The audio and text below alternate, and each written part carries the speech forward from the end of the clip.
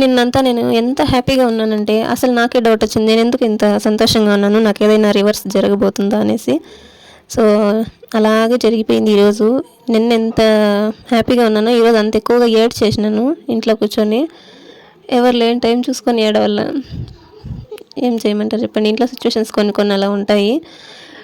అంటే మా ఆయన గురించి కాదులేండి, వేరే ఉంటాయి కదా.